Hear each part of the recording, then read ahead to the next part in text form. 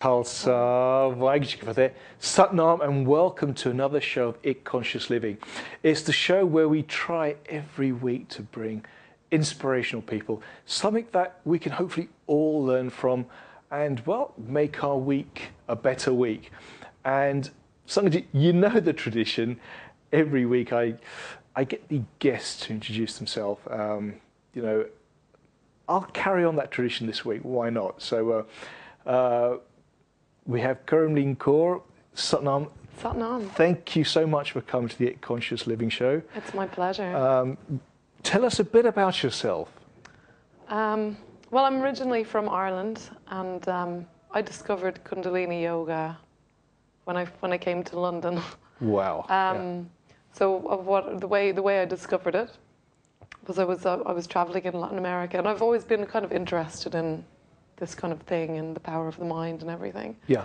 And I just kind of came across books and things, and I was like, oh, that looks interesting. And then I came to London and I started looking for Kundalini yoga classes. Okay. But at that point I was doing other things, so I was like, it's good, but I don't really have time for that. I know exactly what that's like, yeah. I don't have time for that. It's nice, but, you know, I'm doing my other thing. Yeah. And then I went along, I had a bit of a crisis point in my life. I didn't know what I wanted to do.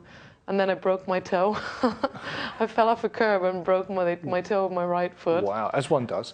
Yeah, I wasn't even, you know, I was totally running to catch the bus or anything. Yeah. And then I just kind of really got into it and started going to the classes. And okay, really... I just got to get that in perspective. Okay, yeah. So you're running, you broke your toe. You thought, yes. Great, I'm going to a yoga class. Well, no. That sounds a bit simplistic, I know. Yeah. Well, it kind of stopped me from doing, because I was doing other kind of physical activities. Yeah.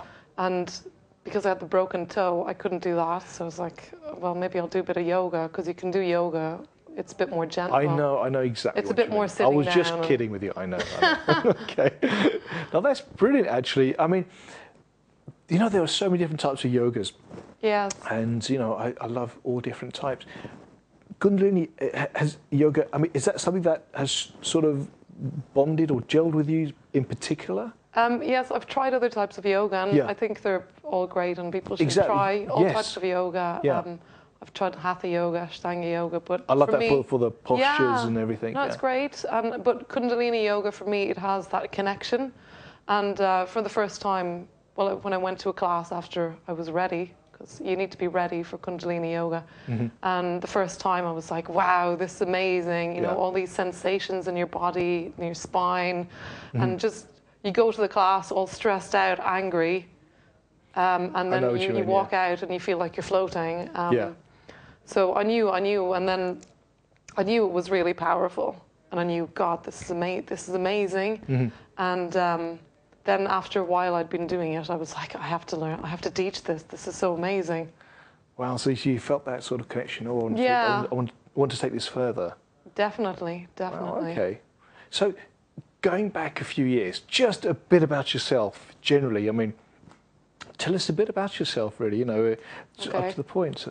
Well, I've studied.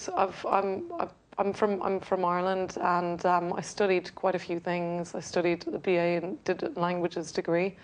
You could speak. I was amazed. Okay, the reason I say this is that you take this so calmly. Okay, we're just talking generally, and she goes, I can speak Spanish, I can speak Portuguese, French as well. And French as well, and it's like, what, you know, that's not the easiest thing to do. So you know, it's to do with the right side of the brain, I believe. You know, the creative side. You know, but what was the interest in there? Well, when I was young, when I was 14, 15, I decided to go off to France on an exchange, and I was living with a family. And when I came back, I was pretty fluent. Really? So how long were you there for? 3 months. In 3 months. But when you're young, you know, you pick these things up really easily. So that means you can learn Punjabi in about 3 months, would you say? I don't know. It's if you're immersed in these things, I think it's easy enough. I think I have an aptitude. I have a good ear. You know, even, you know, we've been walking around and she's picking up words already. You know, that was amazing. You know, she probably knows as much Punjabi as I do. You know? I don't think so. Mine's not that great at the moment, so that's brilliant. You know what's really nice, honestly, though, is the technology of the Kundalini Yoga is that I've had many people, and they've been coming up to me and they're saying, you know, the sort of the times we're in. You could even say, even because of the month as well, it's January, you know, the weather, and you know the nights are long and everything. So people are not at their optimum, you know, and it's always nice to do small things that can just perk us up, really, you know? Yeah, and that's what Kundalini does. It elevates you, it elevates your consciousness, your awareness. It's called the yoga of awareness, because that's what it creates within you, and it elevates your consciousness. It creates that connection between you and your soul, which for many people, I know for years that I was completely out of alignment, and that's why, because I suffered from depression, and like many people do. Of course. Because you're completely disconnected with what you really are, and then there was all this confusion. I didn't know what I wanted, and that can be very painful, because there's a lot of pressure in our society to know what we want and to make goals and to be going somewhere. And you have to be this super perfect individual with no problems at all. I know it, and reality is so much different. Absolutely. But with the yoga has really helped me to, you know, de-stress, and people are always, you know, quite amazed sometimes, because I'm much better able to cope with life now. It's the Kundalini Yoga. People think yogis live all blissful and nothing ever happens to them, and they're like floating on a cloud all the time. That's not the reality of of the situation. You get challenged. You might even get challenged even more, because you really have to be high. You have to be an elevated person to be worthy of this technology, I guess. Also, I think you're facing reality head on. Yeah. You know, because some people, you know, they've got the challenges, but they say, I don't want to know about it. So it's still there. Yeah. They go through life, I don't want to know about it. But eventually they have to face it head on. Yes. You know, so it's having that knowledge of, okay, we can't take everything, but you just chip a little, and slowly, you know, you start to make some cracks and move forward, sort of thing. Yeah. And that's what meditation is. Meditation is washing the mind, the subconscious mind, which has such a powerful impact over everything that we do. Yeah. I do another healing technology called theta healing, which also works very powerfully with the subconscious. Wow. Because people's lives are being dictated by their subconscious minds. Because we create our reality. That's so true, yeah. For most people, I mean, I don't think I'm an exception to this. And my subconscious mind has a large role to play in that. Yeah. But with Kundalini Yoga, what you do is you're washing the mind. Every day we wash our body, but when was the last time that you washed your mind? And this is an important... There is a sort of meditation, isn't there, on washing the mind as such? Yeah, well, all meditations are doing that effectively, because you're building that connection, and you're lifting up all the garbage, all the subconscious stuff that you're holding on to, and you're becoming aware of that. And in that awareness itself of your subconscious is healing in itself, because then you can do something about it. That is so true, actually. Yeah. Well, do you know, it's always nice, because why don't we do a few sort of things, and it'd be nice just to tune in as well. So we can even show the Sangat at home, you know, a basic aspect of what a class would be, you know. So okay. I let you lead, actually, you know. So, you know, in terms of even tuning in, sort of thing. So okay, sure. So when in the Kundalini Yoga class, it has the same format every time. And basically, we start off, we do a little introduction about Kundalini Yoga, which I think we've just done. Then we tune in with a mantra, so that we're using sound vibration, and which works very powerfully just to kind of get you focused. And it's connecting us to the masters who've passed down this technology. And it's just bowing to the master, to the guru within us, and also to the masters who've passed down this technology to us. So the mantra is Ong Namo Gurudev Namo. Ong Namo Gurudev Namo. And we say it three times. And it's Ong as in O-N-G. O-N-G, yeah. Ong, so it's that. Ong Namo Gurudev Namo. Great, okay. So it's kind of like It's long and extended. So we'll start by rubbing our palms together, just generating a little bit of heat between the palms. We have 72 meridians on our palms, so this is really stimulating all of them, stimulating the body, and just making us a little bit more sensitive to the energy that we have between our hands. And taking the palms together, bringing them into the sternum. And taking a nice deep breath in into your abdomen. Feel the breath go up through your throat. And exhale. Big deep breath again. Exhale, push the air out. And inhale to begin. Om Namo Gurudev Namo.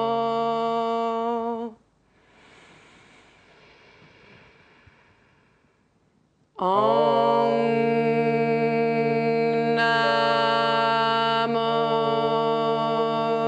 Gurudev Namo.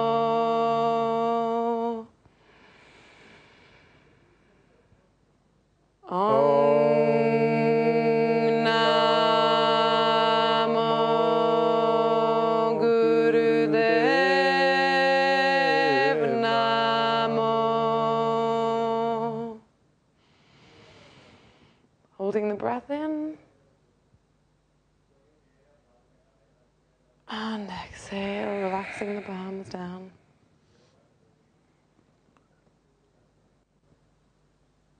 Well, that's relaxing in itself. It's lovely. Yeah, as the sound as you're chanting the mantra, the sound is vibrating in your body in different chambers of your body. So it is very, and even I always start my classes with deep breathing as well, which is before we tune in, which is amazing in itself because people don't breathe properly. It's funny it's funny because on all the shows, I think I try and stress that point, and it's it's a really good point, because sometimes, Sangatji, we do forget how to breathe, and you know, you can always, if you're in a stress situation, do you notice you start breathing from the upper? It's like no, it's knowing how to use the whole stomach. Yes, so and breathing into your abdomen, so really allowing that pranic energy, the air, to penetrate you and to immerse yourself in that.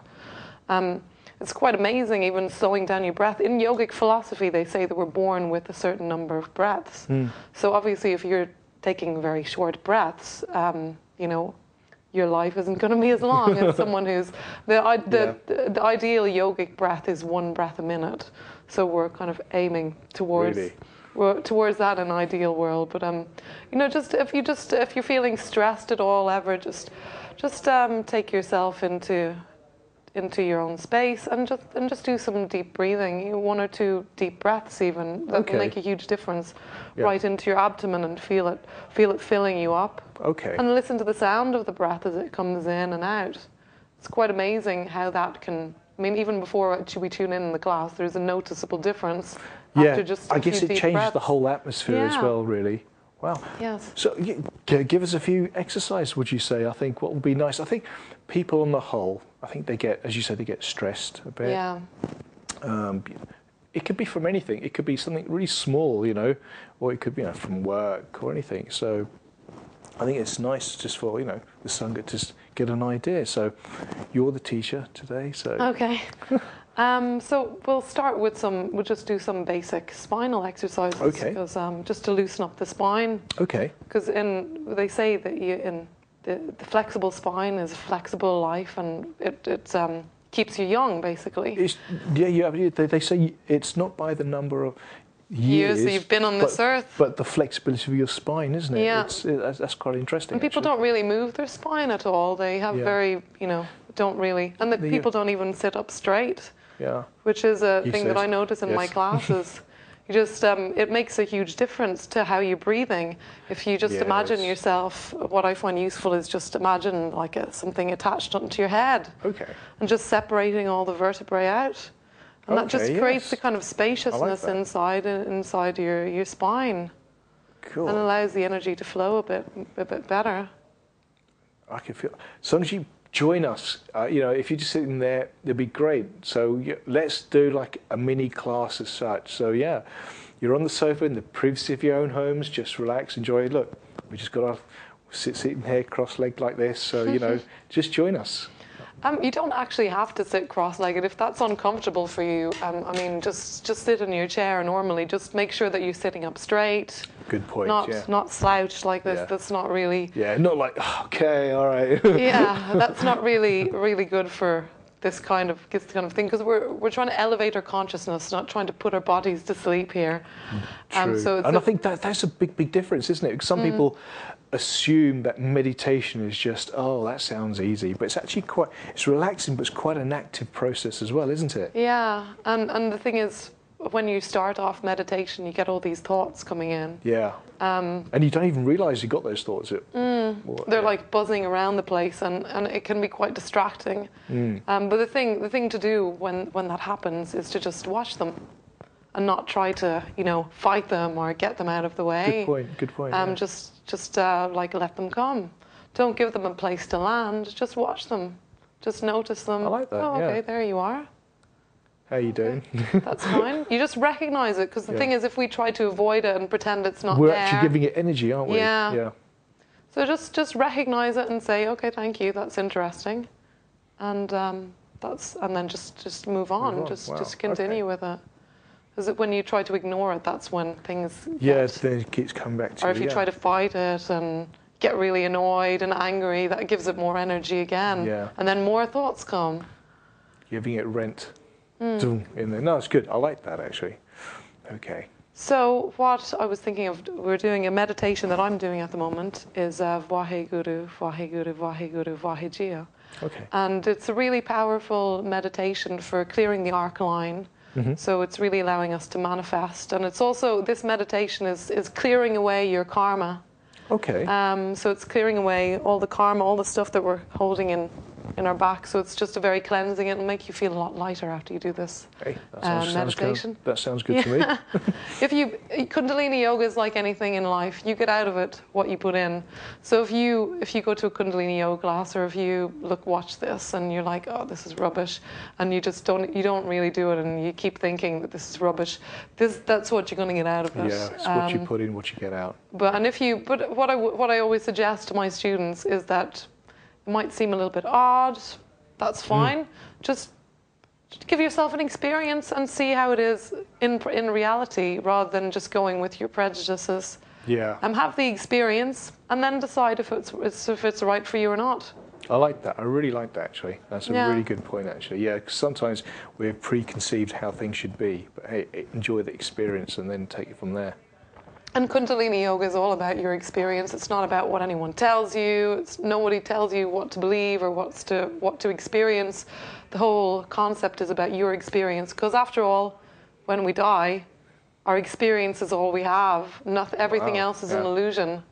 Our experience that's everything. So that's why it's such an. So you should have. You can't really argue with that, can you? But it's so true. Yeah. Yeah. I like that. Okay, so we'll start with this meditation, which I think you should mostly be familiar with the mantra, Vaheguru, 3 times, and then Vaheguru. Okay, I like that. So we're gonna, what we're gonna do is we're gonna take our palms together and put them in front of us, and just imagine that there's a waterfall in front of you, like with lots of water. Okay. What we're gonna do is we're gonna lift up the water, feel as if you're cupping it in your hands, and then bring it around to your back and just release the water and let your hands fall. Okay. So as if you're cupping the water, bringing it up and letting it fall down at your back. Okay. So you're cleansing. It's a very cleansing exercise. Nice, yeah. Okay. And all these Kundalini yoga is very famous for its arm. For its arm exercises, and the arms are really good for cleaning your aura.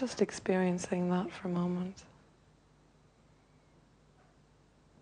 Being with whatever sensations you have in your body.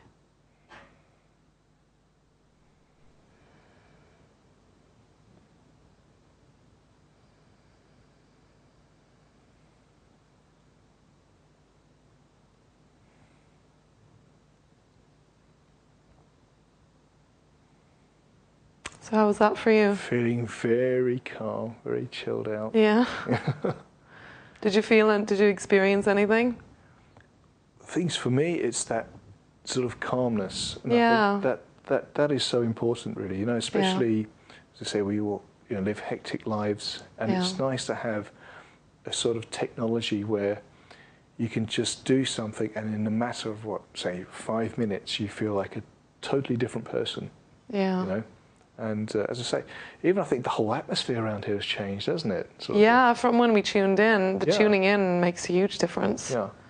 But there are other very simple breathing techniques that, I mean, if you're stressed out, for example, Sitali breath, like just sticking your tongue out and breathing in through the tongue and exhaling through the nose. Does that cool you down? Yeah, it cools your liver down, and it really, if you're feeling angry or if you're feeling fearful or anxious, just do that. I mean, ideally 26 times is really good, but just a few times will really cool things down and really put everything in perspective. Because you suddenly get that anger, that heat, and it's like, this is, and it could be the most unexpected thing. So it's nice to have that sort of quick sort of technology. Okay, I'll just sort that out. I remember actually doing that once. I was in Mumbai a couple of years ago, and adjusting from winter to suddenly you're in 30 degrees Celsius. Yeah. And I'm sitting there, I think, I could really need to cool down. No matter how much water I was having or whatever, it just wasn't doing it. And I did that for about 26 times, and because it really hits the spot. You suddenly get that heat, and it's so that coolness. And it really did. So it really does work. I mean, I found it really, really worked, sort of thing. Cools down the liver as well, and the liver is where we store anger. This is why people who drink a lot, they're often quite angry.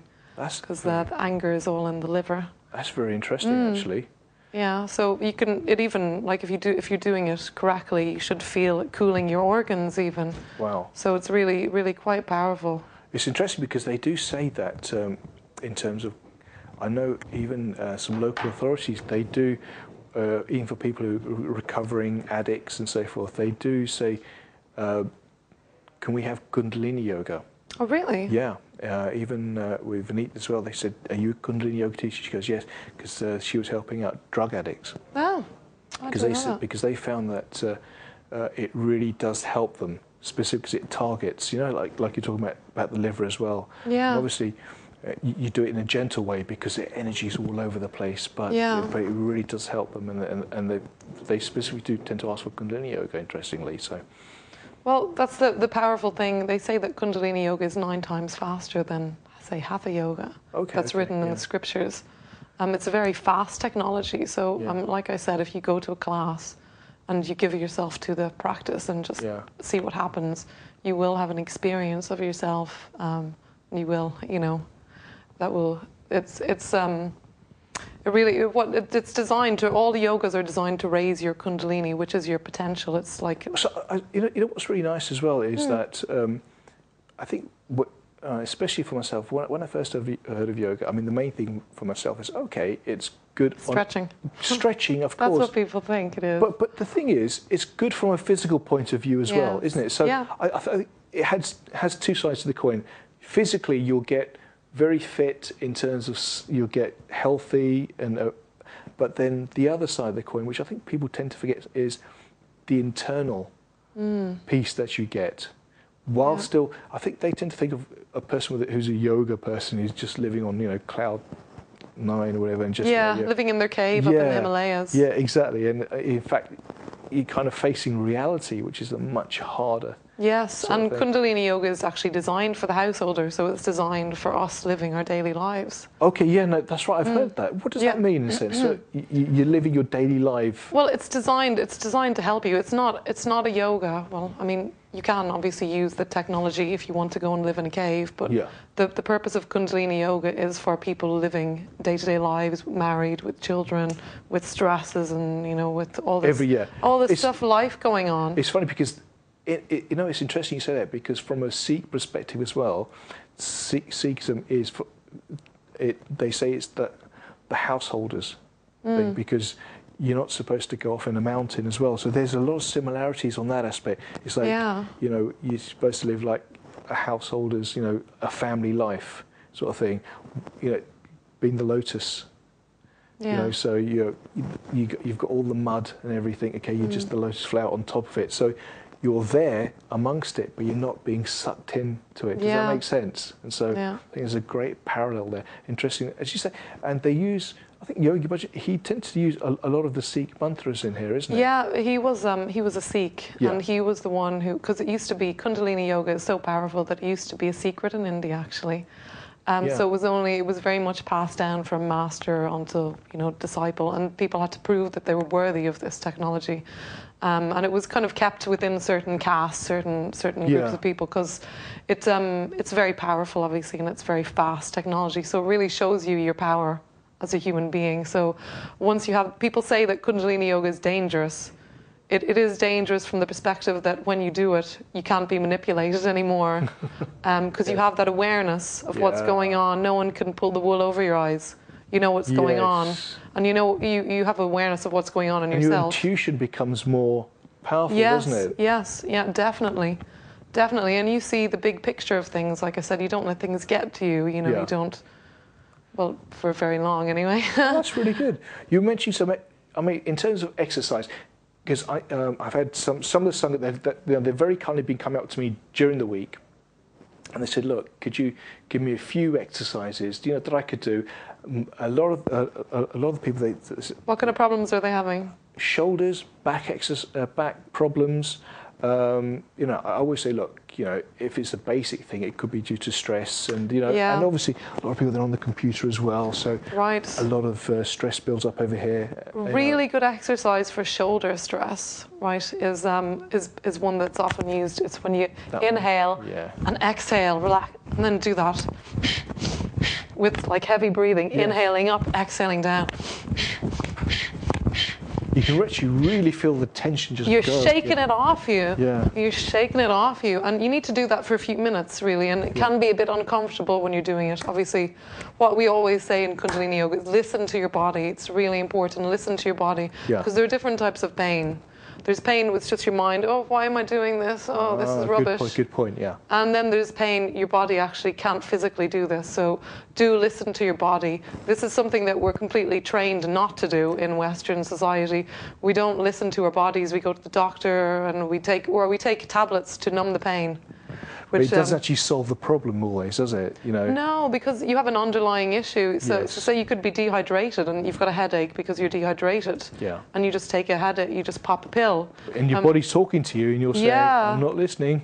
Your body is always talking to you. All kinds of aches and pains. Your body is trying to tell you something, and we don't listen anymore. That's a very good point, and then it'll obviously get worse.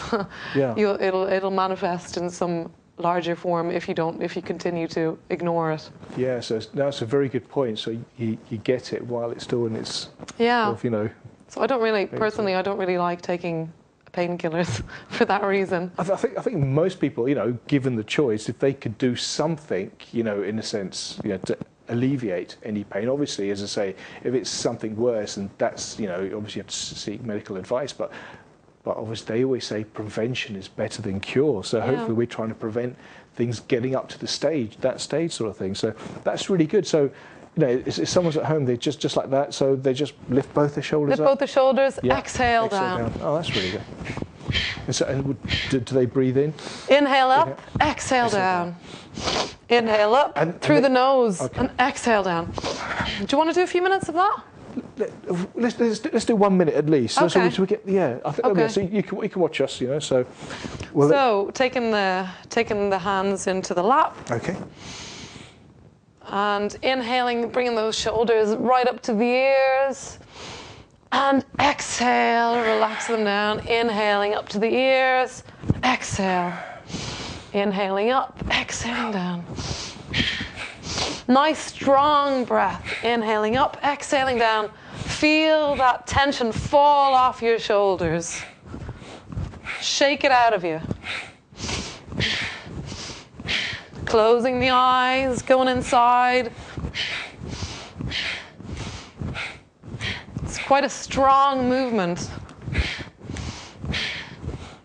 Bringing those shoulders up almost to the ears. That's it. Spine straight and tall.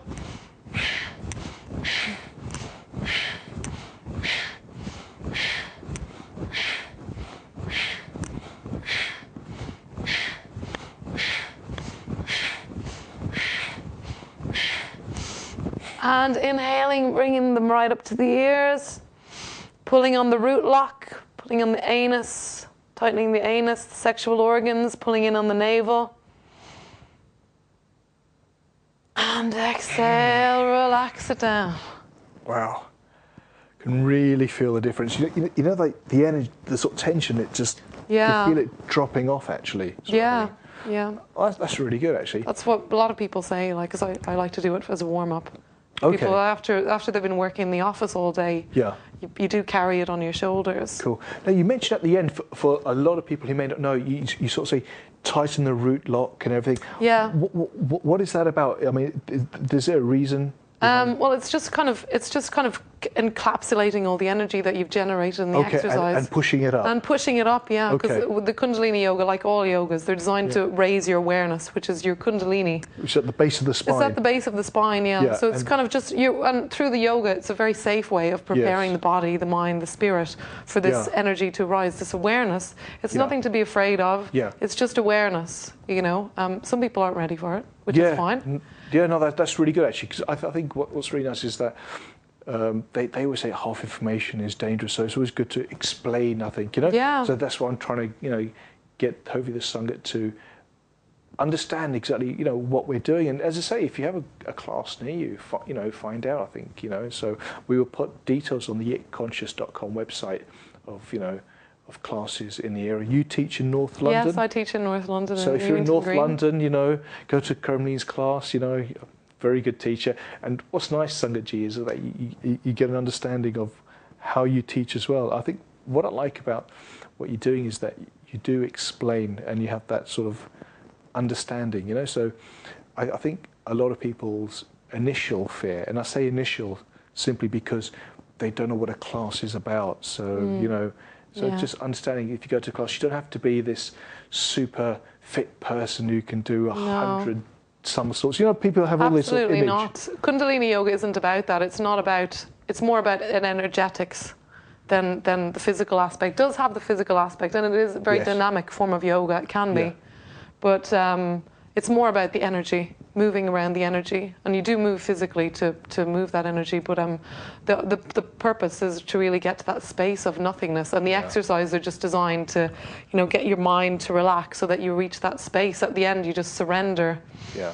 And you can feel total bliss and peace. And, Would you say your life has changed small amount, average, or quite a lot since? An awful lot, yeah.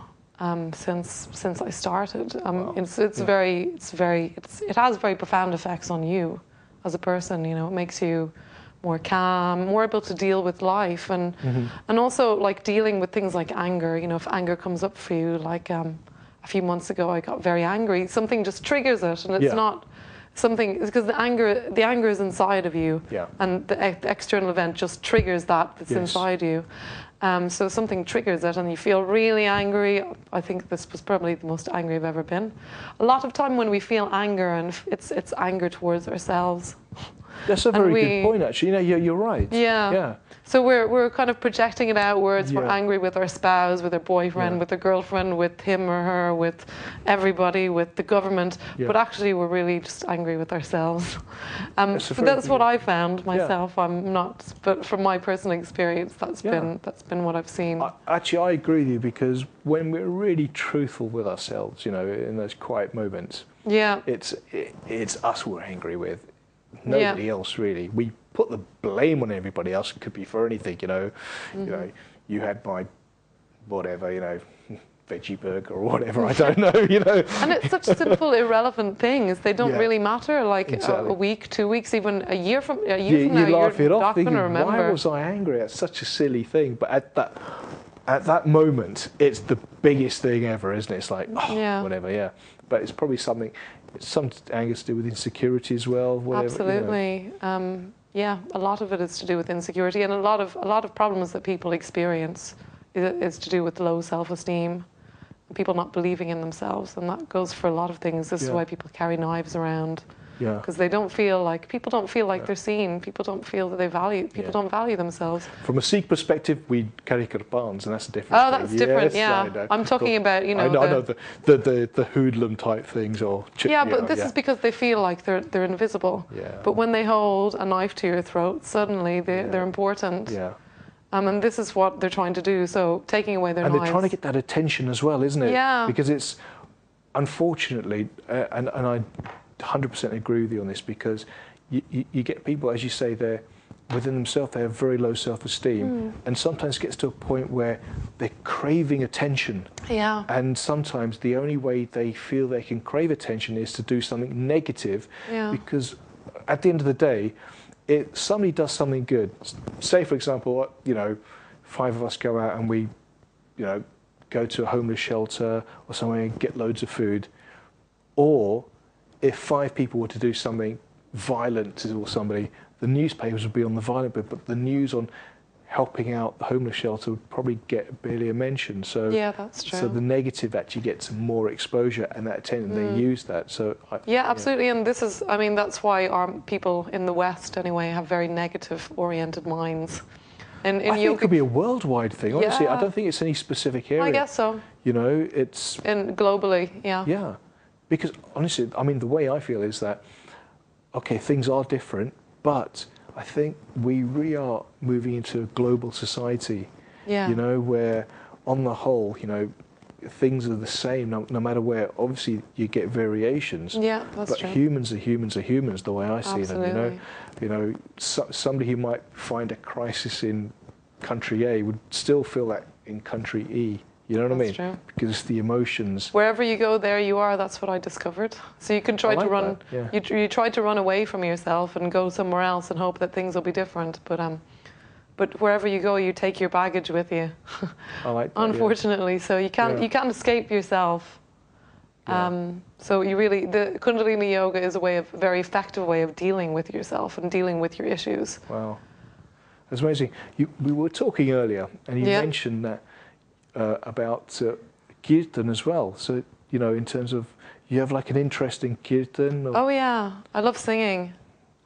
I'd like to maybe do a record or something at some point in the future. Really? Yeah. Oh, okay. But So if there are any people listening, any musicians? yeah. Oh, that sounds really good actually. Have you ever done any sort of kirtan before? Well, when I did my teacher training, I led some of the mantras, because in the early morning practice that we do, there's a selection of mantras that we all sing together. Okay, okay. So Yes, I know. Okay. yeah, you've done it once or twice. I have done it once or twice. Yes. It really sets you up for the day. It's quite amazing, I think what's especially in the group.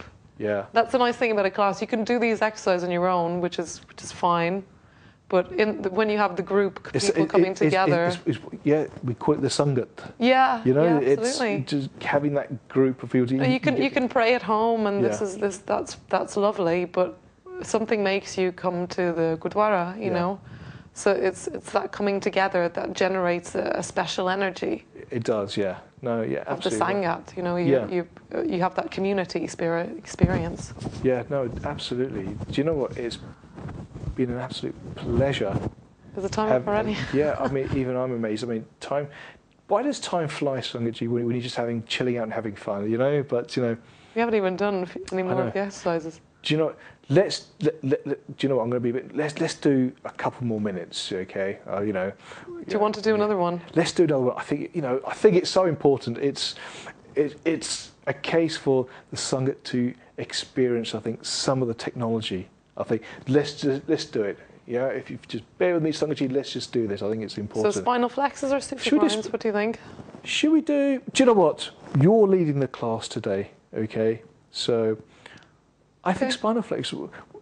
We can explain to Sangha, what we're doing. It'd be nice to have some background music on that as well. Oh yeah. Should we do that? Let's Something we prepared earlier. Yeah. There we go. Oh, wow. See? Some nice chill out music. So what we're going to do is we're going to come into easy pose again. So easy pose being cross-legged position. The ironically named easy pose. Yeah. It's not very easy really. If you need to sit on a cushion or anything, just to raise you up, your bum up, that's absolutely fine. Or sit as comfortably as you can, spine nice and straight, head, chin slightly tucked in. We're going to do some spinal flexes. So the way this works is we're going to hold on to our knees. Okay. Then we're going to lead forward from the chest, move the body forward, inhaling, keeping the body straight, keeping the head or the chin straight, parallel to the floor, and exhale, coming back. Inhaling forward, leading with the chest, exhaling back. So opening up the heart as you come forward, exhaling, collapsing back. Inhaling forward, exhaling back. That's it. So you can make nice big movements, and it's also working with the breath here. Inhaling forward, exhaling back. That's it. We're really moving our spine in a totally different way here. This is really good because, as you say, it increases your life, or does it increase your life, or your flexibility? Your flexibility, yes, I think that's the word. And it's also the cerebral spinal fluid. It's pushing that up through the spine. And there have been some studies done that showed, because it goes into your brain. So there have some studies done that this exercise actually makes you more alert, more able to focus, because it's pushing up that fluid into your brain. So it's a really good thing to do, and we never move our spine in this way. It's so true, and I think it's really good actually, just getting that spine moving, yeah, because we probably don't do it since childhood, sort of thing. No. So. And it's amazing, I think, how quickly the body adapts. So if we just do it a few minutes a day, in a week's time, you'll be quite sort of flexible actually. And inhaling, coming to center, pulling on the root lock again, tightening the anus, sexual organs, pulling in on the navel, closing the eyes, holding the breath in. And exhale. Feeling very relaxed actually, yeah. Hey, I could do this every week like this, Sangaji, it's like being in a class. Don't you do this every week? The thing is, the It Conscious show it's a mixture. So we try and get every week inspirational people on, and everyone has something inspirational to talk about. So they could come from different sectors. It could be from the finance sector, could be from the individual sector, could be from the personal development sector. And we've had a guy on who cycled from London to India. Wow. It took him 6 months, so that's inspiration in itself. And then obviously yoga, Kundalini yoga, and we had a teacher on, I think, the other week where she does different forms of yoga, not Kundalini, but she has a big interest in there. So she was showing different types, so so I try and get people on who have that one thing in common, where they're trying to not only better themselves, but they're also trying to do something for society as well. So so that's the inspiration behind the show. So and that's why Kundalini yoga is said to be for the householder, because we're supposed to spread this technology, not keep it in a cave for ourselves. Absolutely. So we're supposed to elevate other people, be the forklift. That's what Yogi Bhajan said.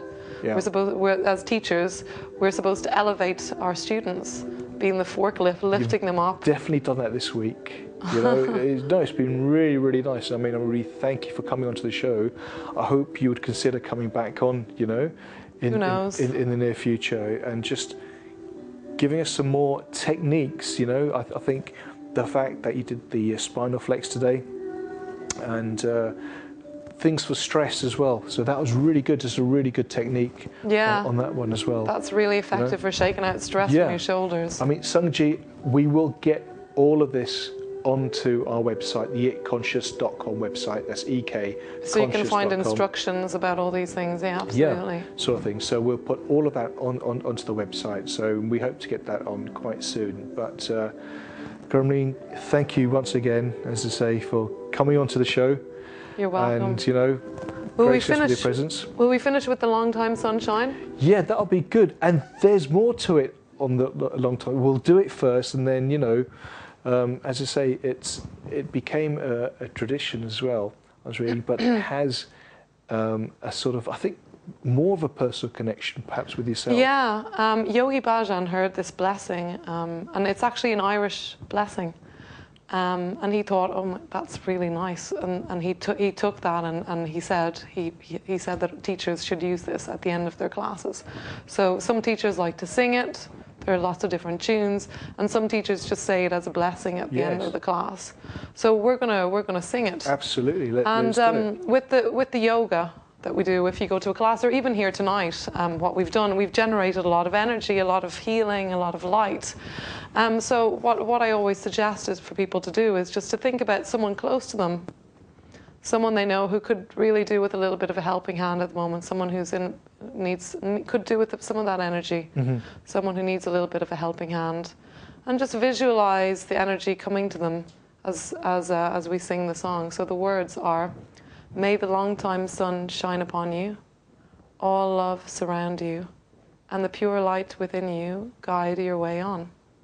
We're going to sing it twice, so feel free to join in. Cool. Okay. So we're going to take our hands, bring them into the center of the chest. Inhale.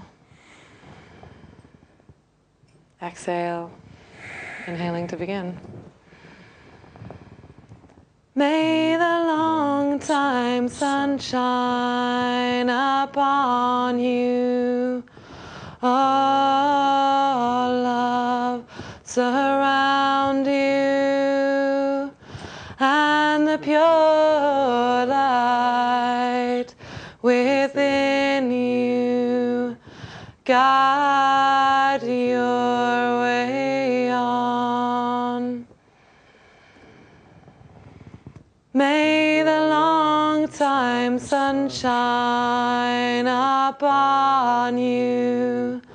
All love surround you, and the pure light within you guide your way on.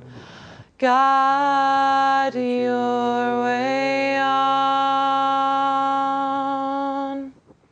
We'll finish with a couple of three Satnams. Satnam.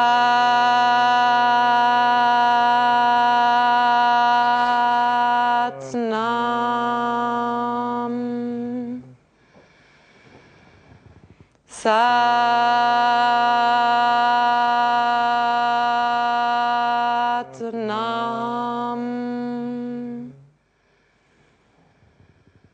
Satnam.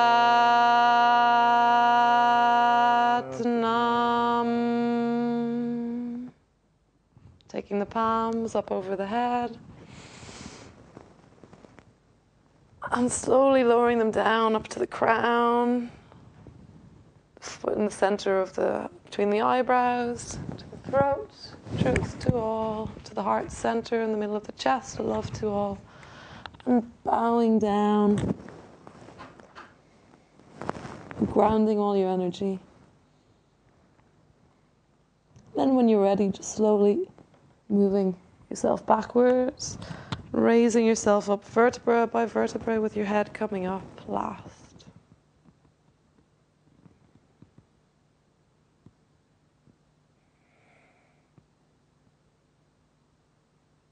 Let's just take a moment to experience any difference you might feel in your body from when we started. Maybe there's no difference, but just recognize that. That's lovely. Thank you so much. And Sangaji, thank you so much for watching. Vaheguru Ji Ka Khalsa, Vaheguru Ji Ki Fateh.